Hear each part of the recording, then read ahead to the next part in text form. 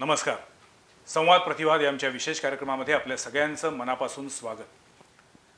आजार झालेला नाही आणि हॉस्पिटलची पायरी कधी चढावीच लागली नाही असा जो माणूस असेल तो खरा भाग्यवान.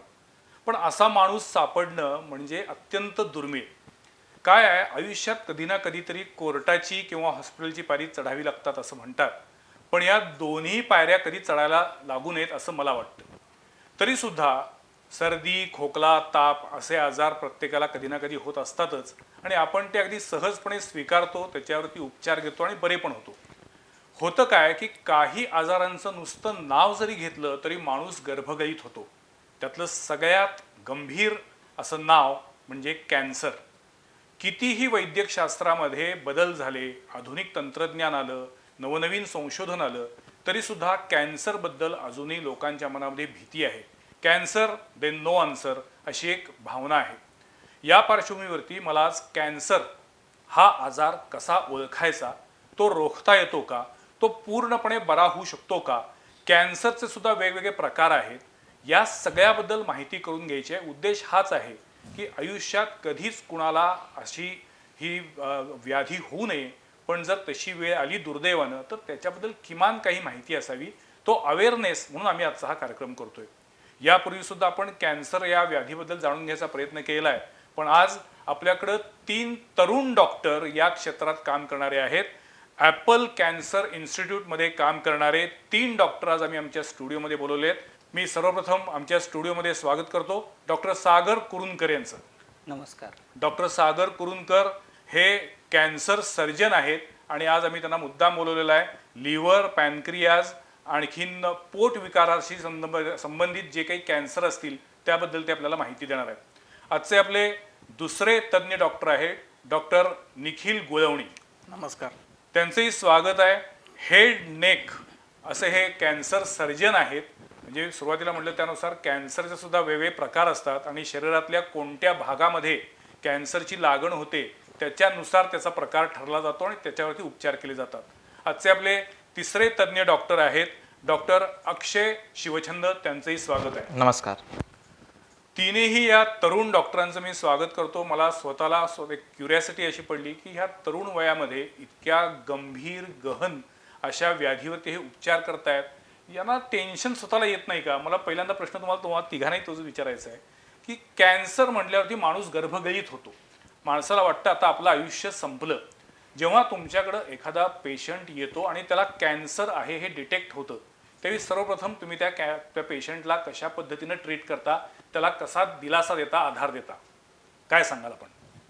जेव्हा असे काही पेशंट माझ्याजवळ येतात तर त्यांच्या मनात खूप काही शंका असतात की आता पुढं काय होणार. हो.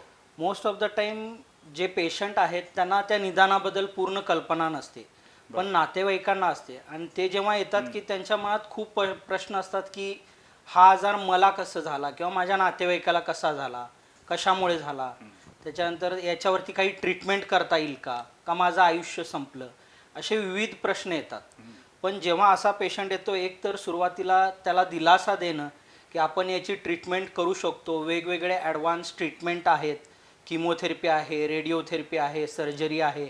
ह्या सगळ्या मल्टीमोडॅलिटीज ट्रीटमेंटनी एकत्र येऊन जेव्हा आपण ट्रीटमेंट करतो तेव्हा नक्कीच आपण यश मिळू शकतं आणि पेशंटला चांगलं सर्वायवल मिळेल असं मी त्यांना काउन्सिलिंग करतो. आणि एक्झॅक्टली कोणत्या स्टेजचा ट्यूमर आहे हे आधी शोधणं गरजेचं असतं. त्यासाठी विविध टेस्ट करतो आपण आणि त्याच्यानंतर मग त्या प्रकारे पुढची प्लॅनिंग करतो ट्रीटमेंटची. डॉक्टर निखिल, माझ्या माहितीप्रमाणे कॅन्सर म्हणजे पेशींची अनियंत्रित वाढ. बरोबर. त्यातून एक प्रकारे तो ट्यूमर होतो आणि मग तो ट्यूमर ज्या ठिकाणी आहे तो ट्यूमर काढणं हे अत्यंत महत्त्वाचं असतं. तो कॅन्सर पसरू न देणं महत्त्वाचं असतं. मला तुम्हाला विचारायचं आहे, जसं आता त्यांनी सांगितलं की एखाद्या माणसाला, एखाद्या रुग्णाला कॅन्सर डिटेक्ट झाला की त्याच्यावरती उपचार करत असताना त्याच्यावरती शारीरिक जेवढे उपचार करावे लागतात तेवढंच त्याला मानसिक दिलासा पण द्यावा लागतो. तर याच्यासाठी तुम्ही काही काउन्सिलिंग करता का? मी प्रामुख्याने सांगायला इथे सांगू शकतो की कॅन्सर म्हणजे कॅन्सर हे डोक्यातनं पहिल्यांदा काढलं पाहिजे. पण मग कॅन्सर पूर्णपणे बरा होऊ शकतो? कॅन्सर पूर्णपणे बरा होऊ शकतो. अर्ली डिटेक्शन म्हणजे सुरुवातीच्या स्टेजमध्ये ज्यावेळेला कॅन्सर आपण पहिल्या किंवा दुसऱ्या स्टेजमध्ये शक्यतो कॅन्सर पूर्णपणे बरा होण्याची शक्यता खूप जास्त असते. इस्पेशली स्तनांचे कॅन्सर्स, तोंडाचे कॅन्सर्स, जे पहिल्या आणि दुसऱ्या स्टेजचे आहेत त्यांना आपण 90% जास्त क्युअर रेट्स अचीव्ह करू शकतो. बर. आणि लोकांमध्ये खूप लोकांमध्ये भावना अशी असते की कॅन्सरसाठी जी तुकडा काढायला लागतो किंवा बायोप्सी करावी लागते, ती बऱ्याच जणांचे आम्हाला प्रश्न असतात की बायोप्सी काढली की कॅन्सर वाढतो, सर मग करायचं का बायोप्सी? तर हे ॲक्च्युली कसं आहे की मी अगेन तुम्हीच मागाशी म्हणाला की कॅन्सर म्हणजे अनकंट्रोल्ड ग्रोथ, हो. जी पेशींची वाढ होते ती कुठल्याही कंट्रोलवरती अवलंबून नसते. ते स्वतः सेल्फ रेग्युलेटेड ग्रोथ असते ती. त्याच्यामुळे काय होतं की तुकडा काढा अथवा न काढा, कॅन्सरची गाठ ही वाढतच जाणार आहे. त्याच्यामुळे तुकडा काढला किंवा डिवसलं त्याने कॅन्सर वाढतो हे एकदम चुकीचं आहे. पण काय आहे, सर्वसामान्य माणसाच्या दृष्टीनं बायोप्सी करायची आहे म्हटलं तरी पोटात गोळा येतो. करेक्ट. पण म्हणजे त्याचा पुढे रिझल्ट काय येईल या भीतीनंच माणूस गर्भगईत होतो. बरोबर. पण तुम्हाला बायोप्सी शिवाय कॅन्सरचं डिटेक्शन होऊ शकत नाही. बायोप्सी ही एकदम सर्वप्रथम कॅन्सरच्या डिटेक्शनसाठी महत्त्वाची आहे आणि कॅन्सरची बायोप्सी डायग्नोसिस झाल्याशिवाय आपण कॅन्सरचे उपचार सुरूच करू शकत नाही. अच्छा. आपल्यासोबत डॉक्टर अक्षय आहेत. डॉक्टर अक्षय हे लहान मुलांच्या कॅन्सरवरती उपचार करतात.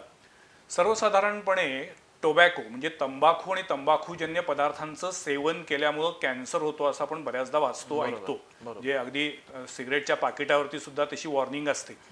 पण लहान मुलांच्या बाबतीमध्ये ज्यांना कसलंही व्यसन असत नाही, जी खऱ्या अर्थानं निरागस असतात, त्यांना सुद्धा कॅन्सर होतो.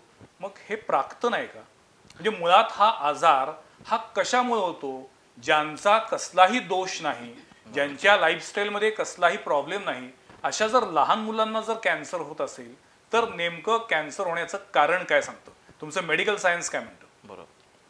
मुख्यतः जे लहान मुलांचे कॅन्सर होतात, आता तुम्ही म्हणाल्याप्रमाणे त्यांना काही व्यसन नसतं किंवा प्राक्तन म्हणावं का त्याला, तर कॅन्सर हा एक जेनेटिक आजार आहे. जेनेटिक म्हणजे काय, पेशींमध्ये काही म्युटेशन्स होतात.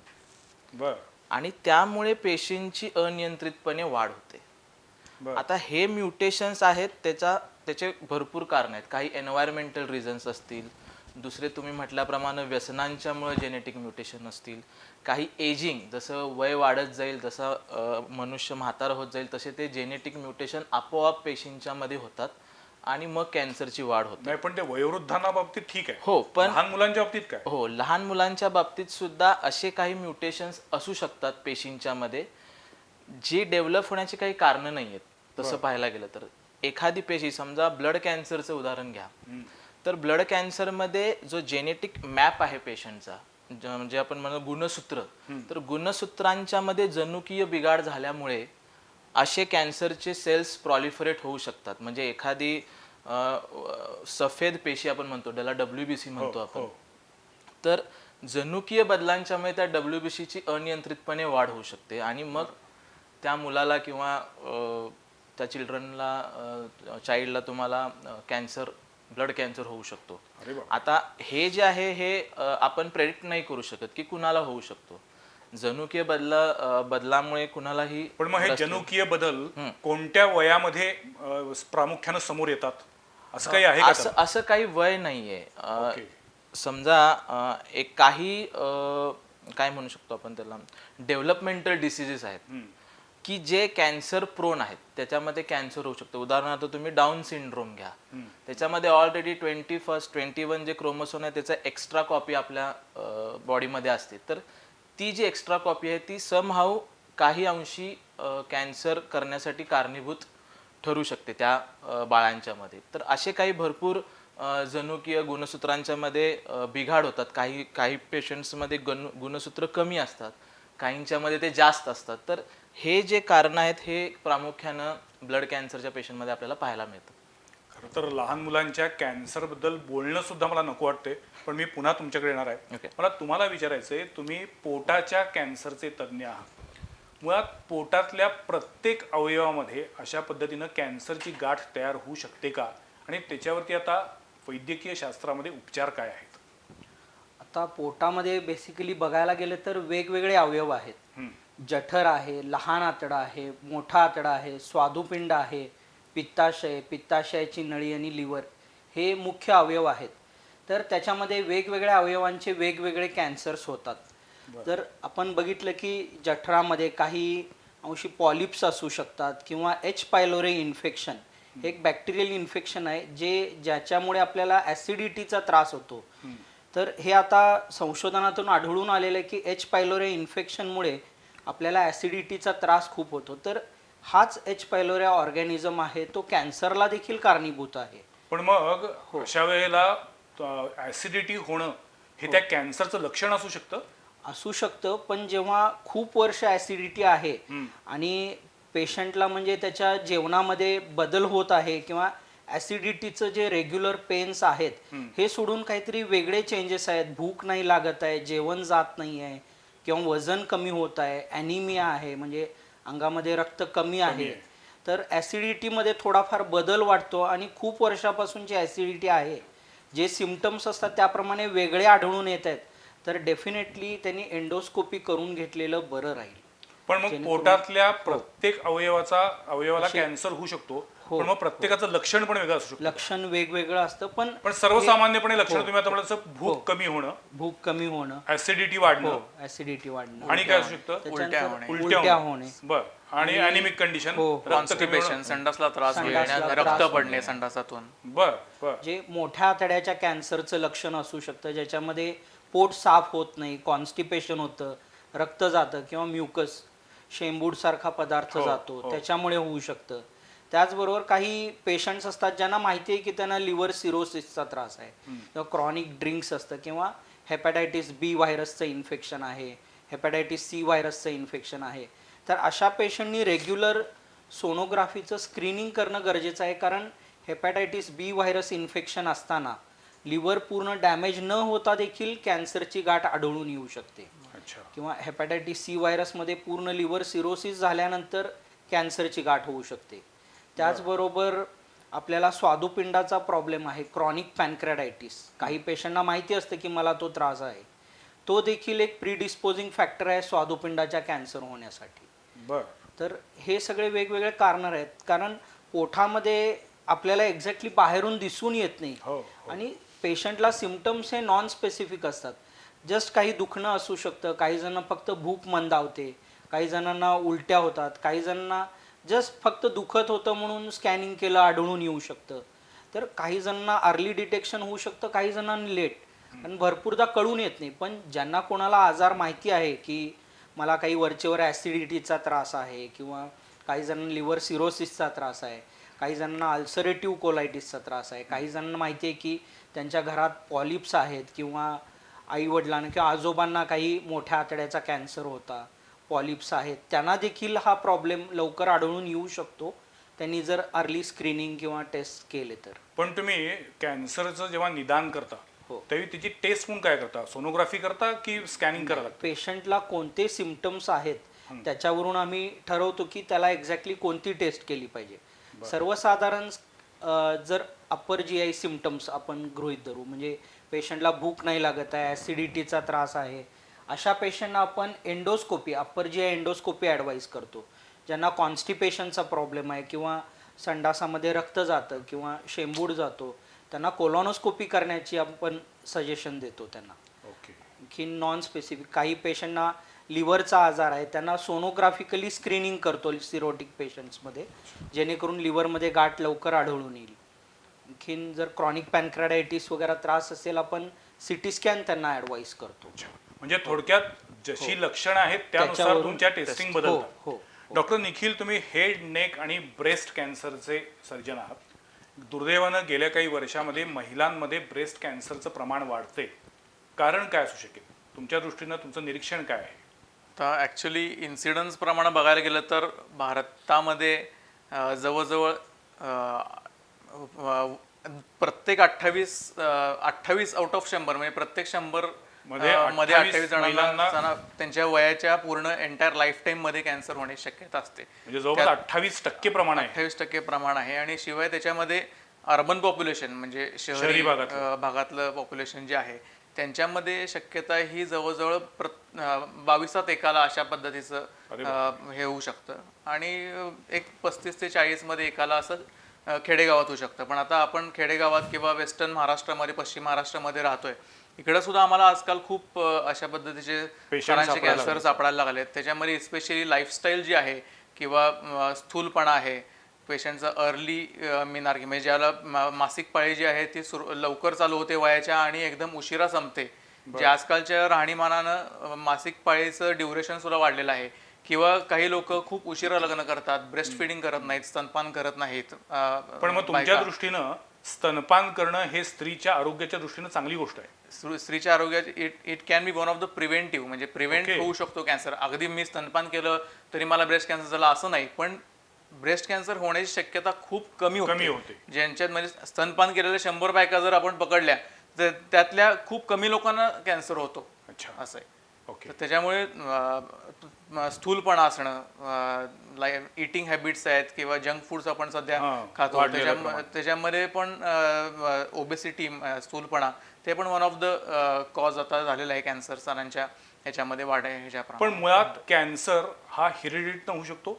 म्हणजे शकतो. वडिलांना किंवा आजोबांना हिस्ट्री आहे होऊ तर तशाही कॅन्सर होण्याचं प्रमाण शक्यता जास्त असते. स्पेशली वडिलांना किंवा यांना वयाच्या 40 वर्षाच्या आतमध्ये जर कॅन्सर झाला असेल ओके. तर त्यांच्या फॅमिलीमध्ये जेनेटिक होण्याची शक्यता ही जास्त आढळली जाते. म्हणजे जेनेटिक टेंडन्सी कॅन्सर होण्याची जी आहे ती वयाच्या कमी वयात जर कॅन्सर झाला असेल तर त्यांच्या फॅमिलीमध्ये कमी वयातच कॅन्सर होण्याची शक्यता आहे. काही स्पेशल सिंड्रोम्स आहेत याच्यामध्ये स्तनांचा कॅन्सर, बीजांगाचा कॅन्सर, आतड्याचा कॅन्सर असे एकत्र कॅन्सरचा जो सिंड्रोम आहे हे त्यांच्या फॅमिलीला एकाला आईला झाला असेल स्तनाचा कॅन्सर तर दुसऱ्याला गर्भाशयाचा होऊ शकतो, बहिणीला बीजांगाचा किंवा अंडाशयाचा कॅन्सर होऊ शकतो, अशा आणि गर्भाशयाचा कॅन्सर होऊ शकतो. तर अशा प्रकारचे ते HNPCC सिंड्रोम म्हणा असे वेगवेगळे सिंड्रोम्स आहेत की पण त्याच्यामध्ये ब्रेस्ट कॅन्सर पूर्णपणे बरा होऊ शकतो का?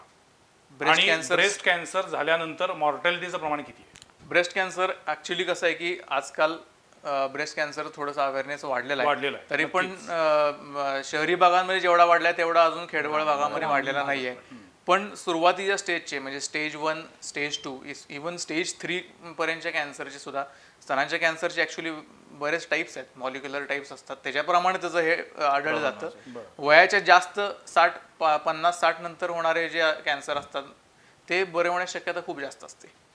ते बरे होतात. ते जास्त बरे होण्याची शक्यता असते कारण मॉलिक्युलर टाईप जो आहे हा. तो वयाच्या कमी वयामध्ये जो कॅन्सर होतो तो मॉलिक्युलर टाईप अग्रेसिव्ह.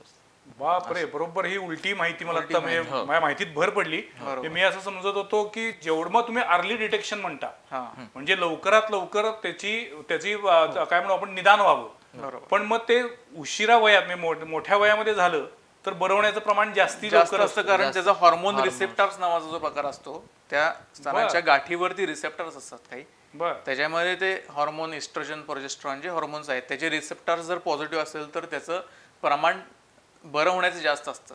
कारण मग या लॉजिकनुसार तुमच्याकडे प्रॉब्लेम येत नाही. लहान मुलांना जर कॅन्सर झाला असेल तर ते बरं होण्याचं प्रमाण हे थोडं कमी होत नाही? मग नाही, असं नाहीये. लहान मुलांमध्ये होणारे कॅन्सर हे वेगळ्या टाईपचेच असतात. आता आपण ब्रेस्ट कॅन्सर बद्दल बोलतो. ब्रेस्ट कॅन्सरचं मीडियन एज ऑफ प्रेझेंटेशन हे वेगळं आहे. लहान मुलांचे कॅन्सर हे पूर्णतः वेगळे आहेत. त्याच्यामध्ये आढळणारे जे कॅन्सरचे प्रकार आहेत, उदाहरणार्थ ब्लड कॅन्सर ज्याला आपण ॲक्यूट लिम्फोब्लास्टिक ल्युकेमिया म्हणतो किंवा ॲक्यूट मायलोब्लास्टिक ल्युकेमिया म्हणतो किंवा रॅब्डोमायोसार्कोमा म्हणून जो असतो तो म्हणतो किंवा लिम्फोमास जे असतात हे लहान मुलांमध्ये प्रामुख्याने आढळतात. ही नावं कुणाच्याही आयुष्यात कधीही कोणाला ऐकायला येऊ नये अशी माझी इच्छा आहे. आणि आली तरी अक्षय शिवसेन सर आहेत पण तशी येऊ नये अशी वेळ कधीच कुणावरती. पण मला सांगा, तुम्ही ब्लड कॅन्सर बोलताय. ब्लड कॅन्सर बद्दल अनेक चित्रपटात दाखवलं जातं की शरीरातलं संपूर्ण रक्त बदलण्याची गरज असते. तर असं सगळं रक्त शरीरातलं बदललं जातं का आणि ती सायकल किती वर्ष चालू राहते? तर तुम्ही जे आता म्हणालात की पूर्ण ब्लड बदलावं लागतं का, तर तसं नाहीये. आधी पहिल्यांदा प्रामुख्यानं किमोथेरपी, जी कन्व्हेन्शनल किमोथेरपी आहे त्याचा किमोथेरपी म्हणजे काय थोडक्यात? चला आता आपण बेसिक वरती येऊ. हा, ज्या पेशी अनियंत्रित वाढलेल्या आहेत त्या जाळून काढतात. चांगला क्वेश्चन आहे. किमोथेरपी बद्दल लोकांच्या मनामध्ये खूप गैरसमज आहे. किमोथेरपी मी घेतली म्हणजे आता माझं काही खरं नाही असं जे म्हणतात ते पूर्णपणे चुकीचं आहे. म्हणजे त्या एका मी विष सर्कल मध्ये गुंतत गेलो, किमोथेरपी झाली की आता आयुष्य संपलं. नाही, तसं नाहीये. आता एक आपण जेव्हा एका पेशंटला मलेरिया होतो असं आपण म्हणतो तेव्हा आपण क्लोरोक्विन घेतो, आर्टिसोनेट घेतो, फायलक्युअर घेतो, अशा भरपूर औषध आहेत. तर मलेरियाला मारणारी जी औषध आहेत त्याला सुद्धा आधी किमोथेरपीज म्हटलं जायचं. It is a chemotherapeutic agent. बर. पण नंतर ते जीवाणू मारतायत म्हणून त्यांना आपण अँटीबायोटिक्स किंवा अँटी मलेरियल अशी त्याला नावं दिली आणि आपण सोप्या भाषेत घेतलं. ओके. आता कॅन्सरला जी मारायची औषध आहेत, आता कॅन्सरी पेशी आहे तर पेशीला आपण मारायची औषध देतो त्याला आपण किमोथेरपी म्हणतो. बर. म्हणजे एखाद्याला आजार झालेला आहे तर त्या आजाराला लागू पडणारं औषध हे किमोथेरपी आहे. पण त्यामुळे घाबरून किमोथेरपीला जरा साईड इफेक्ट जास्ती आहेत का? साईड इफेक्ट्स आहेत कारण किमोथेरपी कॅन्सरची पेशी आणि नॉर्मल पेशी ह्याच्यात डिफरन्स करू शकत नाही. म्हणजे जेव्हा आपण किमोथेरपी एखाद्या कॅन्सरग्रस्त पेशंटला देतो तेव्हा तो कॅन्सर मारण्याचं तर काम करतच, पण नॉर्मल ज्या पेशी आहेत चांगल्या पण तो- पेशी आहेत त्यालाही हानी पोहोचते. त्यालाही हानी होते. पण हे टाळण्यासाठी आपण किती प्रमाणामध्ये डोस देतोय, पेशंटचं वजन किती आहे, पेशंटचं वय किती आहे, पेशंटची किडनी मधून एक्सक्रीट होण्याची क्षमता किती आहे, त्याच्यानुसार डोस ठरतात आणि त्याच्यानुसार मग साईड इफेक्ट्स पुढे मागे होत असतात. म्हणजे मग तिथं डॉक्टरांचं स्किल महत्वाचं. हा, इथे हे शास्त्र आहे chemotherapy, how to administer chemotherapy in a proper way. So ते इम्पॉर्टंट आहे. मग आपण समजा लहान मुलांचं जन्मजात त्यांची जर आपण DNA टेस्ट केली तर त्यातनं कॅन्सर होऊ शकेल की नाही हे कळू शकतं? DNA टेस्ट म्हणू शकत नाही आपण. आपण जनुकीय टेस्ट करू जनुकीय टेस्ट, शकतो. पण आता कसं आहे, आता पेशंटला काही नाहीये. समजा तुम्ही DNA टेस्टिंग केली सुद्धा पण ते म्युटेशन त्यावेळेला डिटेक्ट होणार पण नाही तुम्हाला. जसं एका बाळाचं वय वाढत जातं नंतर कालावधीमध्ये समजा 5 वर्षानंतर त्यामध्ये म्युटेशन होऊ शकतात. पॉइंट म्युटेशन म्हणू शकतो आपण किंवा काही फ्रेम शिफ्ट म्युटेशन्स म्हणून नाव असतात, त्याच्यात होऊ शकतात. जरी तुम्ही पहिल्यांदा बाळ जन्मल्यानंतर जरी DNA त्याचा पूर्ण नॉर्मल असेल पण कालांतराने त्यामध्ये जनुकीय बदल होऊ शकतात. हा बदल होण्यासाठी एन्व्हिरॉन्मेंटल फॅक्टर्स आहेत. म्हणजे जसजसं वय वाढेल किंवा एखाद्याला जन्मजातच एक जीन मध्ये डिफेक्ट असतो आणि जसजसं वय वाढेल 2 जीन्स असतात, जीन्सचे पेअर्स असतात. तर एखाद्याचं जन्मजात एक डिफेक्टिव्ह असतं आणि जसजसं वय वाढत जाईल म्हणजे अर्ली कॅन्सर जे होत आहेत लहान वयात म्हणजे 40 वर्षापेक्षा कमी त्यांचं ऑलरेडी एक म्युटेशन असू शकतं. वय वाढत जाईल तो environmental factors like smoking, tobacco, alcohol किंवा व्हायरल इन्फेक्शन्स किंवा केमिकल्स यांना एक्सपोज होतो आणि त्याचा दुसरा जीन जो आपली बॉडी प्रिव्हेंट करत असतो कॅन्सरपासून तो पण डिफेक्टिव्ह होतो, तेव्हा तो कॅन्सर होतो. अच्छा. म्हणजे आपलं शरीर हे फार चांगल्या प्रकारे देवानं बनवलंय ज्याच्यात 2 जीन्स जोड्या दिलेल्या आहेत. एक जरी खराब झाली असली ते तरी दुसरी दुसरं standby स्टँड बाय असतं आणि रिपेअर रिपेअर करण्याची क्षमता असते. पण मला सांगा तुम्ही तिघही सर्जन आहात. नाही, अगदी एक डॉक्टर किमोथेरपी मी किमोथेरपी होतो. मी मेडिकल ऑन्कॉलॉजिस्ट आहे. मेडिकल 2 सर्जन आणि एक मेडिकल ऑन्कॉलॉजिस्ट. पण तुम्ही तिघही कॅन्सरवरचे उपचार करता. खरोखर मला अगदी प्रांजळपणानं सांगा, कॅन्सर झाल्यानंतर सर्वाईव्ह होण्याची, जगण्याची शक्यता किती % असते, मृत्यू किती % असतो? हा फार महत्वाचा आणि चांगला प्रश्न आहे. खूप नातेवाईक यांच्या मनात हेच असतं. बॉलिवूड मधले की- इतके सेलिब्रिटीज होय, आपण बघतोय, आपल्या अवतीभोवतीची इतकी उदाहरणं आहेत yes. की कॅन्सर झाला म्हणजे आजचं मरण उद्यावरती गेलं. उपचार घेतायत म्हणजे काय तर केवळ आपण मरण पुढे ढकलत निघालेलो आहे असं वाटतं राहतं. पूर्णपणे कॅन्सर मधून बरा होऊन तो माणूस खडखडीत आपली लाईफस्टाईल जगू शकतो का? तर याच्यासाठी तो कोणत्या स्टेजमध्ये कॅन्सर आहे आणि कोणत्या कोणत्या अवयवाचा आहे हे फार महत्वाचं आहे. त्यातल्या त्यात बघायला गेलं पोटातले कॅन्सर्स हे फार खराब, त्यातल्या त्यात स्वादुपिंड आहे, लिव्हर आहे, हे फार वाईट असतात. म्हणजे आपण डिसीज बायोलॉजी म्हणतो. आता जर तुम्ही अर्ली स्टेजमधले जर कॅन्सर असतील पहिल्या किंवा दुसऱ्या स्टेजमध्ये, आणि डॉक्टर निखिल बोलले की 3ऱ्या स्टेजमध्ये देखील काही कॅन्सर आपण क्युअर करू शकतो. तुम्ही मुळात स्टेज किती धरता? 4 स्टेज असतात अच्छा. याच्यामध्ये.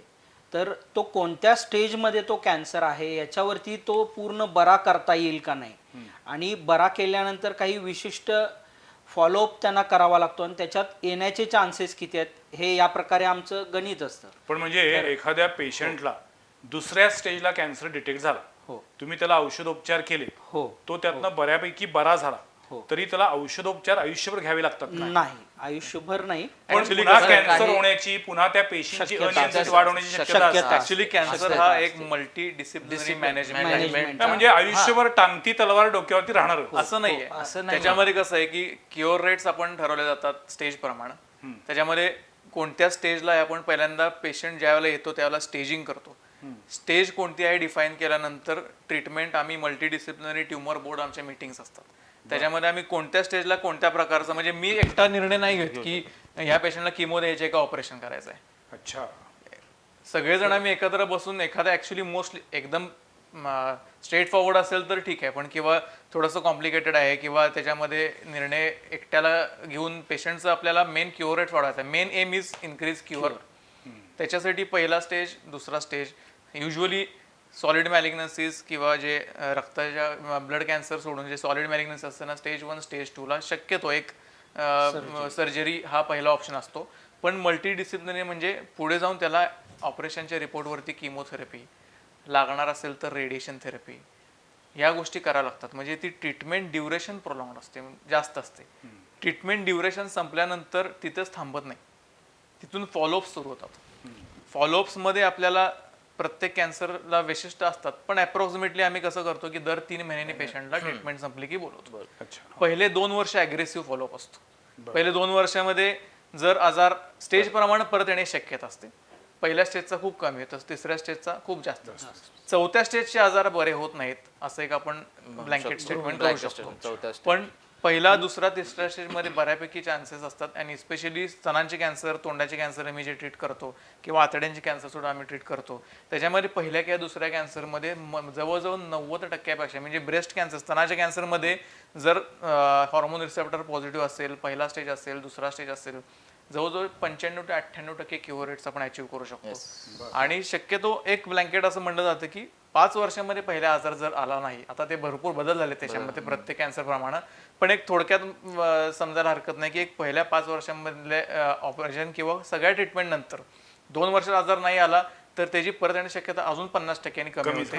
आणि 5 वर्षात आजार बरा झाला नाही तर जवळजवळ कॅन्सर क्युअर ऑफ कॅन्सर असं आपण म्हणजे एकदा कॅन्सरवरती उपचार घेतल्यानंतर 5 वर्ष पुन्हा जर काही त्रास झाला नाही तर कॅन्सर बऱ्यापैकी बरा झाला असं आपण समजू शकतो. म्हणून पहिल्या 2 वर्षात 3-3 महिन्यांनी फॉलोअप, नंतर एका दुसऱ्या वर्षात 6-6 महिन्यांनी, नंतर 1-1 वर्षाने, असे 5 ते 6 वर्ष फॉलोअप ठेवला आणि त्यात आजार उलटून नाही आला तर आपण क्युअर झालो. मला एक माहितीसाठी सांगतो क्युअर कसा डिफाईन केला जातो कॅन्सर.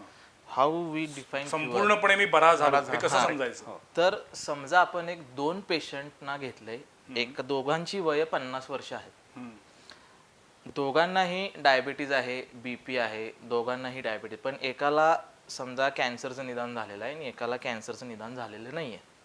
आता ज्याला कॅन्सरचं निदान झालेलं आहे त्याला आपण पूर्णपणे ट्रीटमेंट दिली, किमो दिलं, ऑपरेशन झालं, रेडिएशन झालं, त्याच्यानंतर त्याला फॉलोअप पण घेतला. आता ज्या व्यक्तीला कॅन्सर नाहीये त्याचा समजा एक मृत्यू 60व्या वर्षी झाला, भले तो अटॅकने झाला असेल, डायबिटीज वाढल्यामुळे झाला असेल, हायपरटेन्शन वाढल्यामुळे झालं, आणि सेम टाइमला जर ज्याला कॅन्सर झालाय त्यानं 60 वर्ष क्रॉस केली तर तो क्युअर झाला. बरोबर. तो ही क्युअरची डेफिनेशन आहे. पण मला सांगा की सर्वसामान्य लोकांच्या दृष्टीनं सगळ्यात सिरियस कॅन्सर कुठला? ब्लड कॅन्सर सगळ्यात सिरियस असं जे जसं आता म्हटलं की पोटाचे कॅन्सर हे अतिशय गुंतागुंतीचे आणि क्लिष्ट स्वादुपिंड, स्वादुपिंड, यकृत, brain cancer, specially brain tumours जे असतात, काही प्रकारचे ब्रेन ट्युमर्स असतात. ब्रेन ट्युमर हा कॅन्सरचाच प्रकार आहे. हो हो हो. अच्छा. हो, त्याच्यामध्ये भरपूर प्रकार आहेत. त्याच्यामध्ये आपण त्याला ग्लायोब्लास्टोमा मल्टीफॉर्मी म्हणतो. 4थ्या स्टेजचा ग्रेडचा जो आहे तो खराब टाईपचा मानला जातो. पण आता गेले काही दिवस कोल्हापूर जिल्ह्याच्या बद्दल एक चर्चा होतीये की विशेषतः शिरोळ तालुक्यामध्ये पेस्टिसाइडचा अतिरेकी वापर केल्यामुळे, रासायनिक खतांचा अतिरेकी वापर केल्यामुळे कॅन्सरचे पेशंट वाढतायत. त्यात कितपत तथ्य आहे? म्हणजे अशा पद्धतीनं रासायनिक खतांच्या पिकातून कॅन्सर होऊ शकतो का? मी स्पेसिफिक एरिया असा म्हणणार नाही शिरोळ बरोबर, तालुका. कारण आजकाल सर्वच शेतकरी किंवा सर्वच शेतकरी बंधू आपले किंवा फार्मिंगमध्ये पेस्टिसाइड्स आहेत, वेगवेगळी बियाणं आहेत, याचा सर्रास वापर केला जातो. इनफॅक्ट जर तुम्ही बघितलात UP बिहारमध्ये काही ठिकाणी पेस्टिसाइडमुळे गॉल ब्लॅडर कॅन्सर याचं प्रमाण खूप जास्ती वाढलेलं आहे त्यांच्याकडे, आणि हे ऑलरेडी तिकडं प्रूव्ह देखील केलेलं आहे.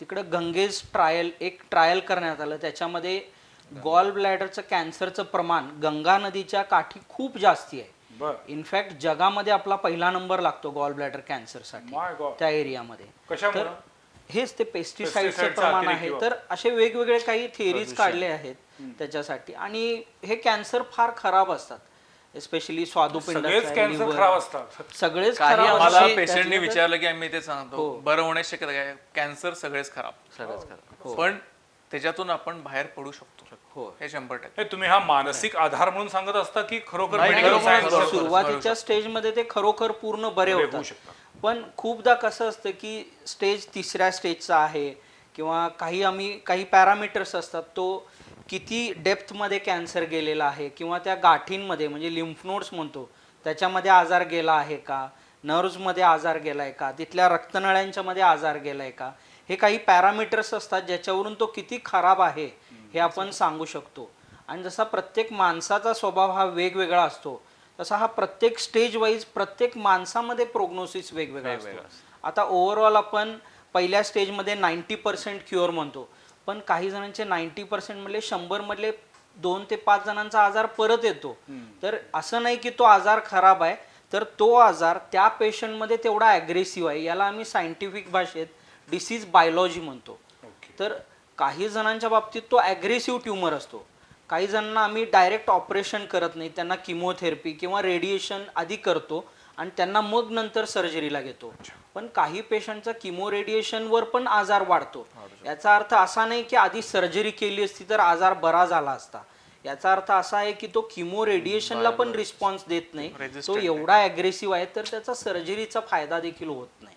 मला सांगा, तुम्ही हेड नेक कॅन्सरवरती पण उपचार करता. हेड म्हणजे मगाशी म्हणले त्याच्यानुसार ब्रेन त्याच्यामध्ये येत नाही. हेड मध्ये काय काय येतं? हेडनेक म्हणजे तोंड, घसा. म्हणजे त्याला पुन्हा मुख्यतः टोबॅको तंबाखूचे जे पदार्थांचा जे वापर करतात त्यांना जास्ती शक्यता आहे. आता हेडनेक कॅन्सर बद्दल आता ऍक्च्युली बोलायचं झालं तर भारत देश अमॉंगस्ट एशियन कंट्रीज किंवा amongst the world, it is called as capital of the world in terms of Bharat. तोंडाच्या कॅन्सरमध्ये हेडनेक जवळजवळ 60% जगातले कॅन्सर पकडले तोंडाचे, तर ते भारतात तर ते भारतात आहेत. पुन्हा एकदा आपली लाईफस्टाईल उर्वरित 40% पूर्ण जगामध्ये. पण मला अजून तेच कळत नाही, तंबाखू बद्दल इतकं सगळं बोललं जातंय, पण ते सुद्धा तंबाखूच्या उत्पादनावरतीच बंदी घातली जात नाही. तंबाखूच्या प्रॉडक्टवरती बंदी घातली जाते, पण उत्पादनाला सरकार बंदी घालत नाहीये. याच्या मागचं गौड बंगाल काय आहे, अर्थकारण काय आहे, हे आता ओपन सिक्रेट आहे. पण असो, तो भाग आपण बाजू देऊया. पण मला सांगा, ब्रेस्ट कॅन्सर महिलांच्या बद्दल आपण जे बोलतोय त्याची बेसिक लक्षणं काय असतात? बेसिक छातीत दुखतं? छातीत दुखत नाही. स्पेशली कसं आहे की गाठ सुरुवातीच्या स्टेजमध्ये लोक का उशिरा स्टेजमध्ये येतात, ह्याचं कारण तेच आहे तुमच्या या प्रश्नामध्ये की गाठ दुखत नाही तोपर्यंत दाखवत नाही. कळणार कसं आणि सामान्य स्पेशली माणसाला? कॅन्सरच्या गाठीचं कॅरेक्टरिस्टिकच अशी आहे की सुरुवातीच्या स्टेजमध्ये ते दुखत नाहीत. अरे बापरे. त्याच्यामुळे मग ओळखायचं कोणतीही कसं? गाठ, कोणत्याही, आता मी एक ब्लँकेट स्टेटमेंट म्हणून सांगतो की कोणत्याही जागेचा कॅन्सर किंवा कसा ओळखायचा किंवा असे स्पेशल सिम्पटम्स असतात. त्याच्यामध्ये आपल्या रुटीन दैनंदिन जीवनशैलीमध्ये एखादी गोष्ट वेगळी घडते आहे, एखादी गाठ आहे, रक्तस्राव होतो आहे किंवा जास्त दुखतं आहे, स्तनांच्या कॅन्सरमध्ये स्तनागर ओढलं गेलेलं आहे, एखादं अवयव दुखतो आहे, लघवीतून रक्त आहे, एखादी लक्षण 2 आठवड्यापेक्षा जास्त जर सगळ्या जनरल ट्रीटमेंटनं कमी होत नसेल तर त्याच्या मागे शक्यतो कॅन्सर असण्याची शक्यता जास्त असते. बापरे. त्याच्यामुळे सिम्पटम प्रमाणे 2 आठवडे जास्तीत जास्त वेट करायचं. 2 आठवड्यामधल्या सिम्पटम्स जर नाही होत आहेत, एखादा आठवडा अजून, पण 2 ते 3 आठवड्यानंतर पेशंट जर सिम्पटम फ्री होत नसेल तर तो कॅन्सर असण्याची शक्यता आहे आणि त्याच्याप्रमाणे लगेच स्टेजिंग इन्व्हेस्टिगेशन चालू करायला पाहिजे. डॉक्टर अक्षय, लहान मुलांच्या कॅन्सरचं प्रमाण वाढत चाललंय की कमी होत चाललंय, काय निरीक्षण? लहान मुलांचं कॅन्सरचं प्रमाण मुळातच हा कॅन्सर रेअर टाईपचा आहे. लहान मुलांच्या मध्ये होणारे कॅन्सर हेच एक मुळात एक रेअर आहे. म्हणजे त्याचा इन्सिडन्स जर आपण काढला तर लाखामध्ये 0.1 0.2 असा असतो. चांगली गोष्ट आहे, तसं अजून ते कमी होत जाऊ. हा, त्यामुळं याच्यामध्ये स्टॅटिस्टिक्स असं म्हणतं की तो स्टेबल आहे, असं काय वाढत तरी नाहीये किंवा कमी पण स्टेबल बरं. असं आहे. त्यामुळं असं आपण म्हणू शकत नाही. पण मग कारण हे लहान सगळं मुलांच्या मध्ये त्यांना सिम्पटम्स काय होतात?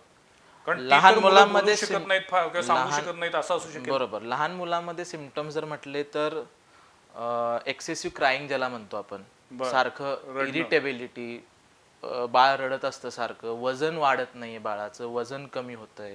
अच्छा. ठीक आहे. त्याच्यानंतर पोटाचा आकार वाढलेला आहे. आतमध्ये जे आपण ब्लड कॅन्सरमध्ये स्प्लीन म्हणतो ज्याला अवयवाला, पाणथरी, ती वाढू शकते, त्याच्यामुळे पोट वाढू शकतं. कुठून ब्लिडिंग होत असेल पेशंटला, समजा संडासमधून ब्लिडिंग झालं किंवा ओरल ब्लिडिंग झालं किंवा चट्टे आले अंगावरती, ज्याला आपण पॅचेस म्हणतो, एकायमॉटिक पॅचेस, तर ही काही सुरुवातीची लक्षणं असू शकतात की ज्याच्यामुळे त्यांना आपण सस्पेक्ट करू शकतो की बाबा त्यांना ब्लड कॅन्सर असू शकतो. अच्छा. ॲपल कॅन्सर इन्स्टिट्यूट आपल्याकडे कोल्हापुरात आहे.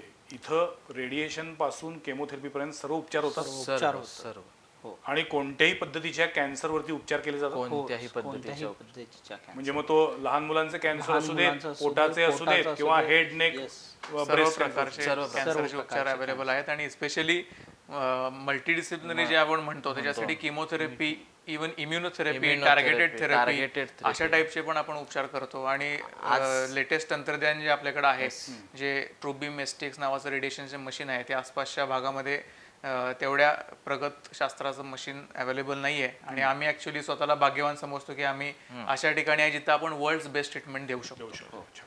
मला वाटतं संपूर्ण जगभर कॅन्सरवरती संशोधन सुरू असेल. येस. तुम्हाला असं वाटतं की भविष्यामध्ये कॅन्सर पूर्णपणे बरा होईल, असं छातीठोकपणे सांगता येईल, असं औषध तयार होईल? असं नाही सांगता येणार मुळात, की छातीटोकपणे नाही सांगता येणार की कॅन्सर पूर्णपणे बरा होईल. कारण जसं तंत्रज्ञान प्रगत होते तसं माणसाची जीवनशैली पण प्रगत होते.